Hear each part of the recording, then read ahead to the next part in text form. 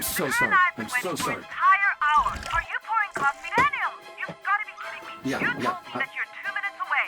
When are you going to be In here? like five minutes. 5 minutes?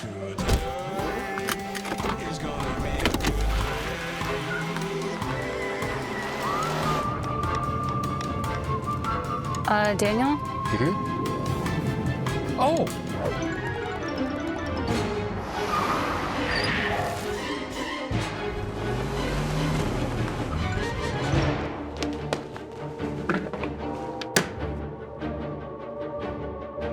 Ladies, we're ready. Good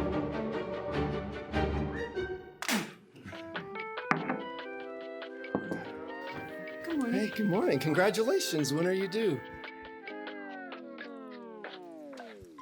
Good Day with Daniel Bennett. Good day.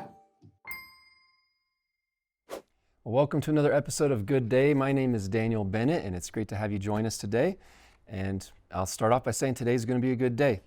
You know, you get to decide if today's a good day or not. Don't worry about what's going on in the world. I mean, sometimes we have to address it and things like that, but we don't have to let that determine if we have a good day or not.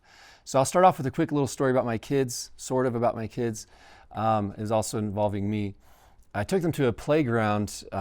It's a playground on the drive. We were going to Denver, and so it's a longer drive, and so we stopped halfway there to go to a playground. And they're playing on this big metal jungle gym thing.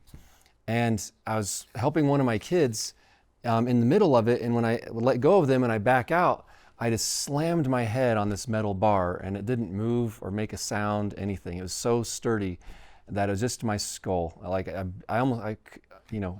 bit my teeth really hard. Have you ever had that where you hit your head so hard that your teeth smash together? I got like this huge headache. So I smashed my head and I said, "Holy cow." And my kids loved that. So that became like, so even though I'm in incredible pain, my kids are like, "Holy cow." So for months now, my kids love saying "Holy cow." And I'm glad that's what I said, right? Thankfully, I don't have certain words in my vocabulary, so they don't come out when I'm in intense pain. But now, especially my youngest, my 2-year-old, he loves to say "Holy cow." So anytime he gets hurt now, so if he drops something or bumps his own head, he'll say "Holy cow" and walk around. So that's now a thing in my world. You never know what's going to become a core memory for your kids, but that right there has become part of our family history now. And we now call it the Holy Cow Park. Do you want to go to the Holy Cow Park? You just never know. You can't force it. It just random things happen at times. There's a few things I threw that into one of those AI song generators. And so now I even have songs that we have about the Holy Cow Park and a few other things that have happened in our family. Anyway, that's not my practical tip for the day. My practical tip for the day is pop culture and when is it okay, when is it not okay. Now, I could talk about this for hours, and maybe sometime in the future I will, but I'll talk about pop culture sometimes in the show, and what happens is, when I do this with the students at school, I share some things. I might mention a movie or something like that.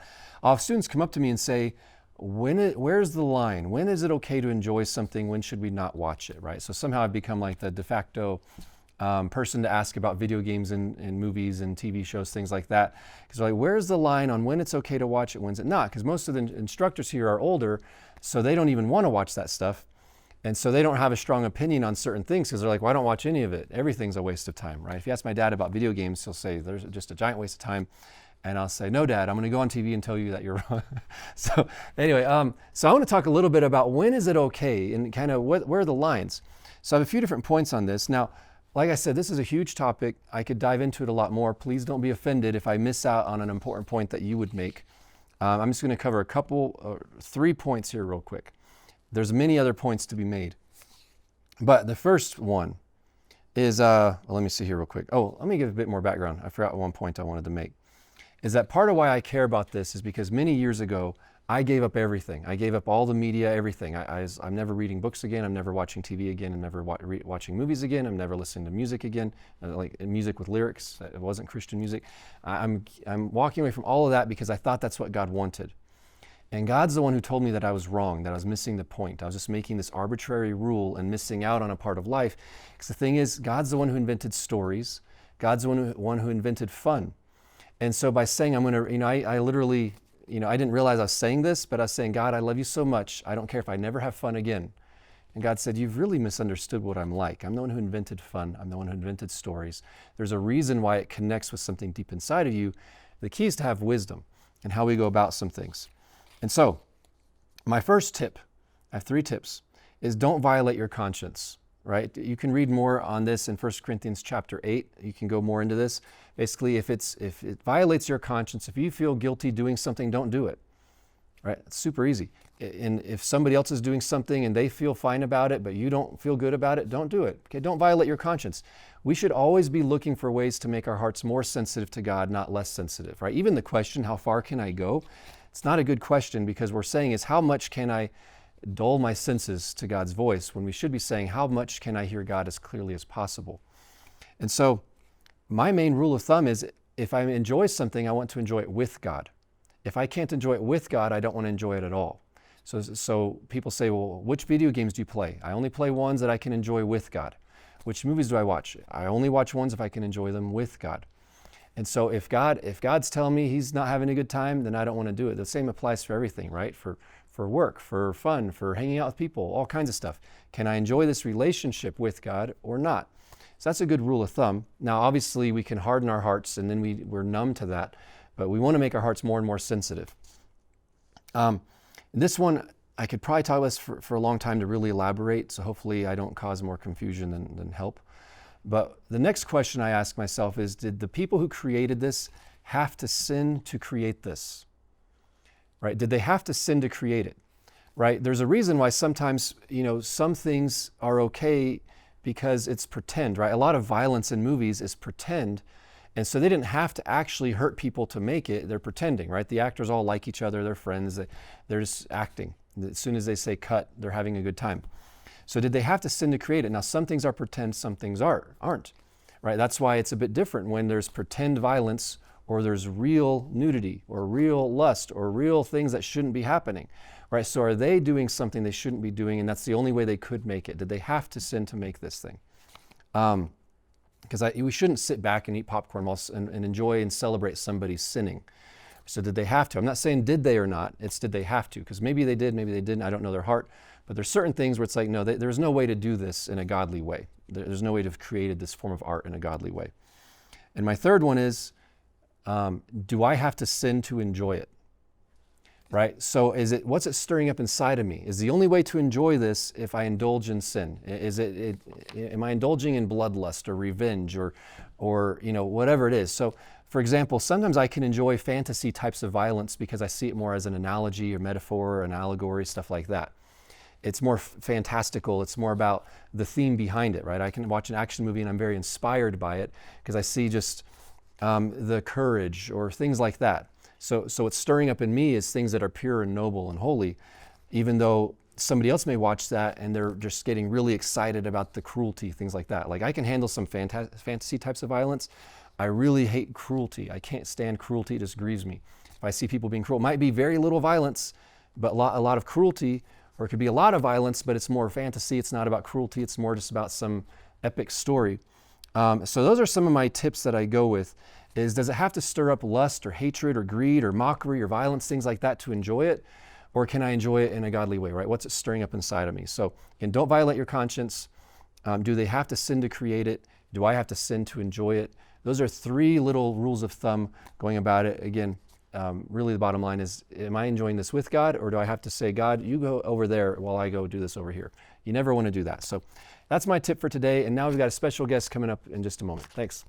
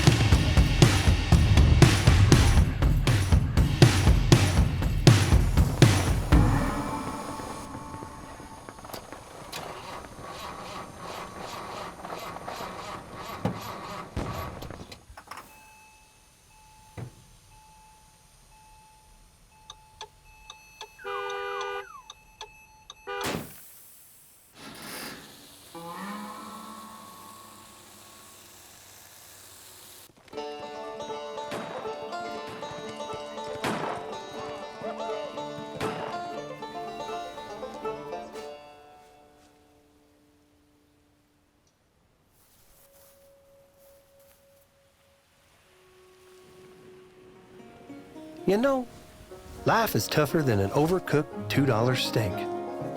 But keeping a good attitude, well, that just keeps it all in perspective. How to stay positive in a negative world. Log on to gooddayGTN.com to get your free copy today.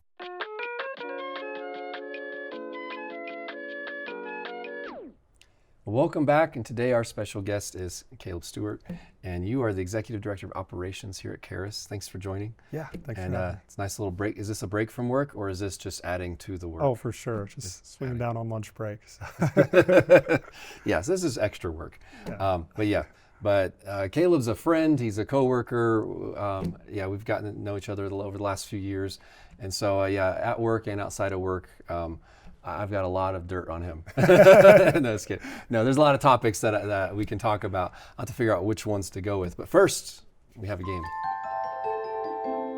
I'm going to read a quote. You guess who got it. We'll see how many points we get. Then you'll read quotes. Okay. I won't get any of them. So, so first quote. Injustice anywhere is a threat to justice everywhere. Martin Luther King Jr. Yeah, 1 point. Do what you can with what you have where you are. Gandhi. No. Theodore Roosevelt. Most of these are their speech writers. Okay, that's helpful. And I'm saying that their speech writers wrote it. They just get the credit. Ask not what your country can do for you. Oh, come on. That's way too easy. Ask what you can do for your country. Oh, the pressure's on. Kennedy. Okay. We can complain because rose bushes have thorns, or rejoice because thorns have roses. It's like Mother Teresa. No, Abraham Lincoln. Okay. Nice. Give me liberty or give me death. Patrick Henry. Okay. I wouldn't have gotten that. The only thing we have to fear is fear itself. Oh, I should know this, but I don't. FDR. Franklin FDR. Roosevelt. That's Yeah. good. Okay. All right. Not bad. 2 points. 2 points. Yeah, I think 2 points. I put them in the wrong pile. It's okay. 3 points. Okay. 3 points. To the There's world. a financial reward here. To the world, you may be one person, but to one person, you may be the world. Is that Mother Teresa? Dr. Seuss. Dr. Seuss. Give me the trick ones. First one. Green eggs and ham I would have gotten. Yeah. The only limit to our realization of tomorrow is our doubts of today. No clue. FDR. See, I was like, these will just embarrass us. There's no looking good. This one's easy, but it's hard. We hold these truths to be self-evident that all men are created equal. Is it Jefferson? It is. Okay. Good job. I was like, Yeah. is this a trick question? Like Yeah. somebody else came Yeah, up with no. that line? It's Okay. good. The harder the conflict, the greater the triumph. Sounds like Churchill or something. George Washington. Okay. I don't even know who this is, so good luck. The best way to predict the future is to create it. Oh, that sounds like an inventor.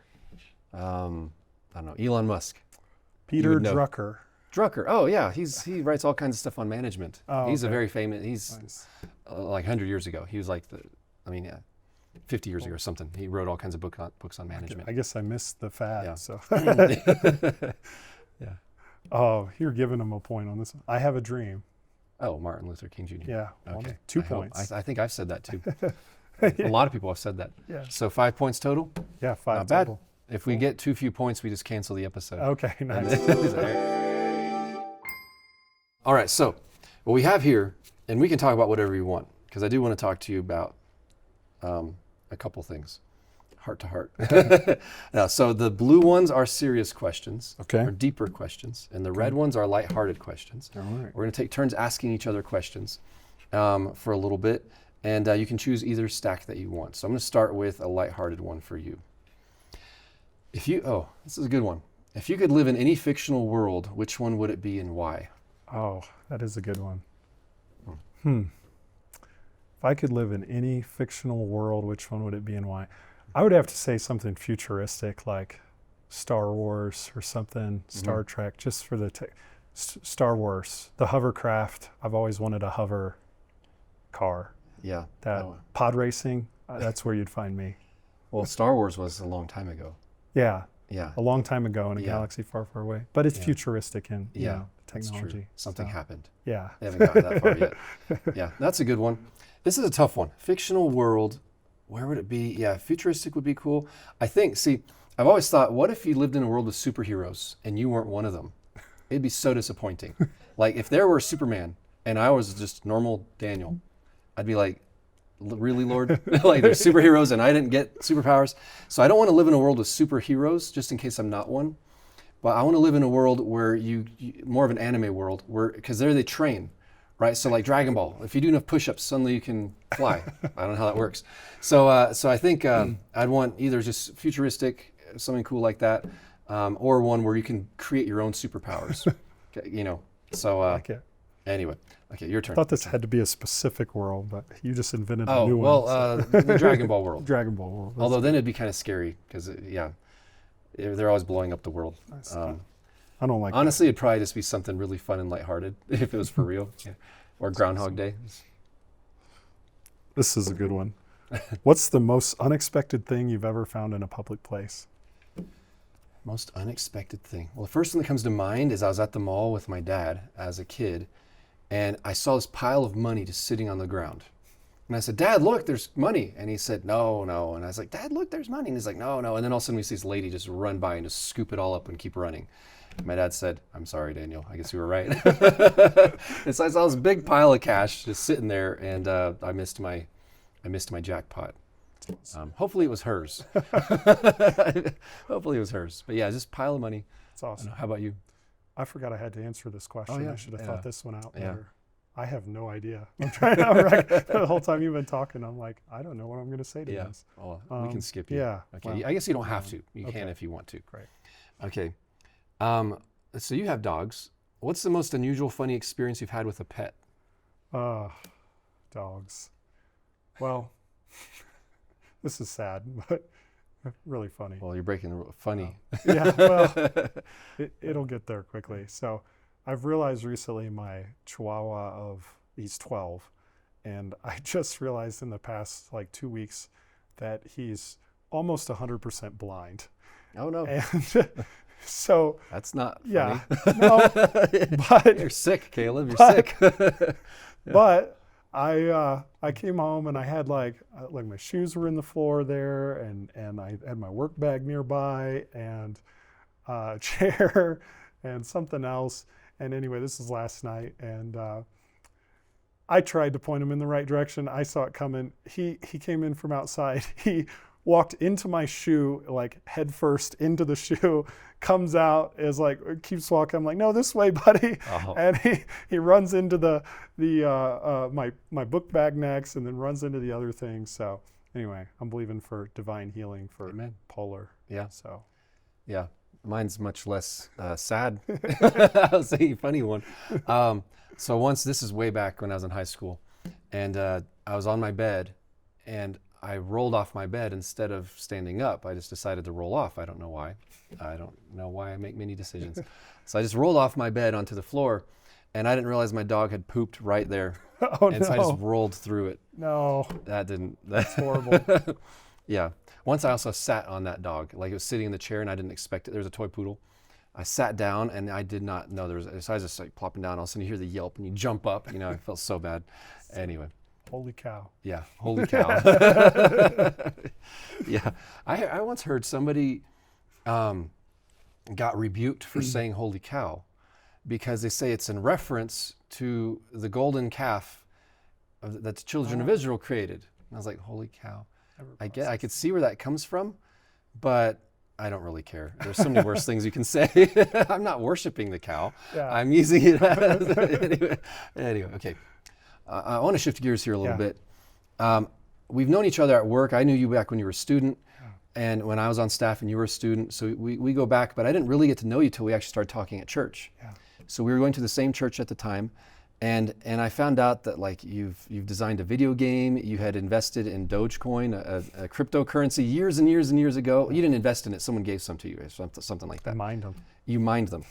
And that's when it had just exploded. And so if you'd cashed out then, and I was like, oh, this guy has some nerdy interests like me. Full-blown and nerd. so then now since then we play board games and all kinds of stuff. So you designed your own video game.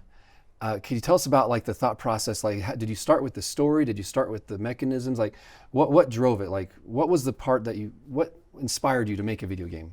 Yeah, well, growing up, I grew up 9 miles outside of town of 300 people. So, I mean, as isolated and as country as it gets, I had 5 siblings, and so big family. But, video games, stories, I mean, it was a way of escape. I mean, it was like this adventure.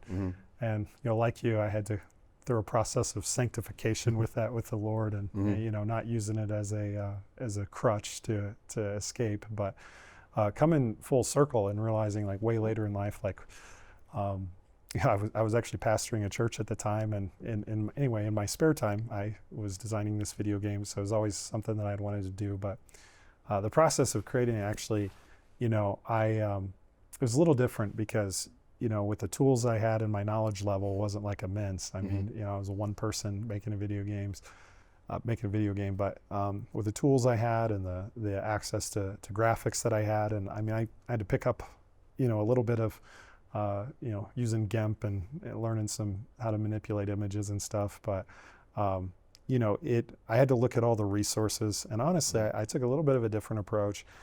I didn't lay out my full story. I didn't do all of that. I had a general idea of where I wanted to go, but really as I created it, I would ask myself, and I would go back again and again and again, and I would just be like, is this fun?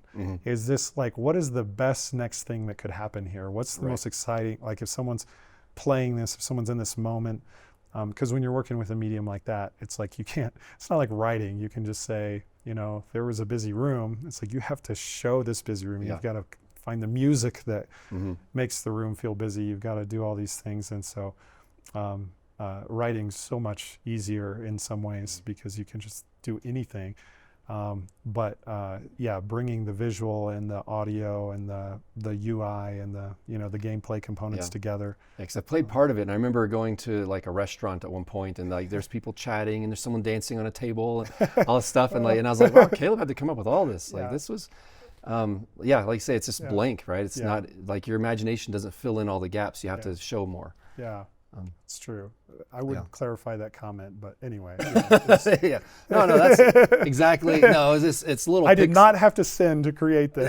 So, not that I was aware of, at least. No, I didn't think any. No, I thought it was fun. It was just showing a rowdy crowd having fun. Yeah. And so it's easy to say a rowdy crowd, but you had to actually get every single character doing something different, having different things to say, and all that.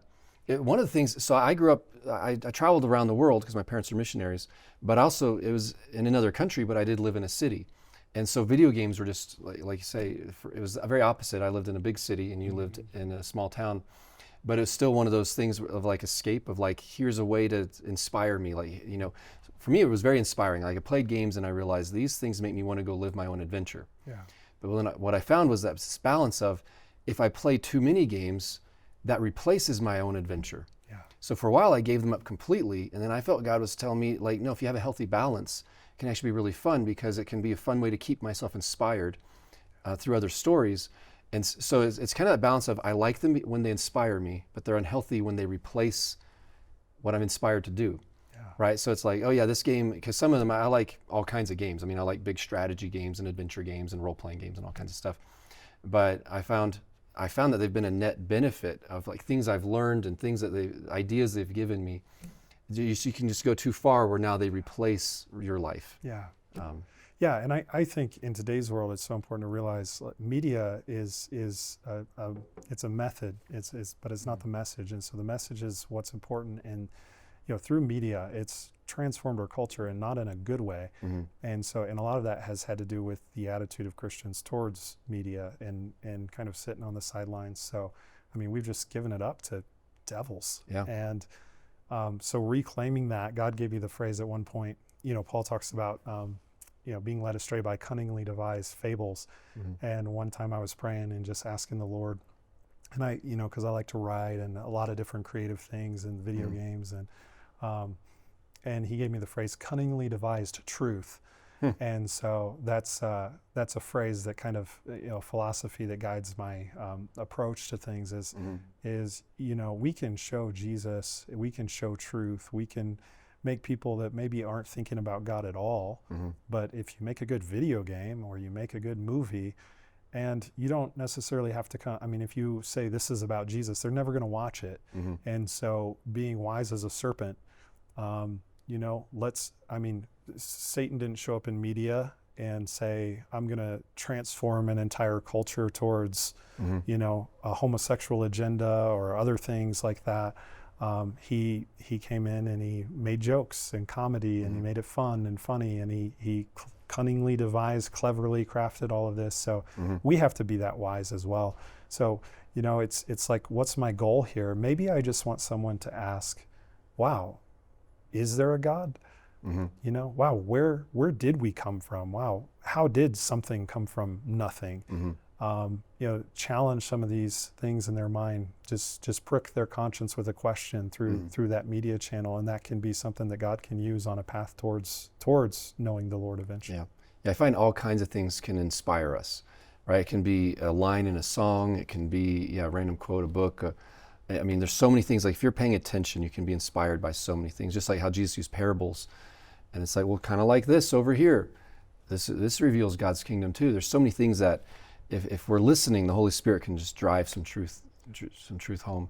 So I do want to, so this episode sadly made you look like you only like nerdy things. If we had more time, because you actually are into hiking and all kinds of stuff. Oh, yeah. And I'd be interested in hearing kind of the balance of like, how do you love two things that conflict with each other?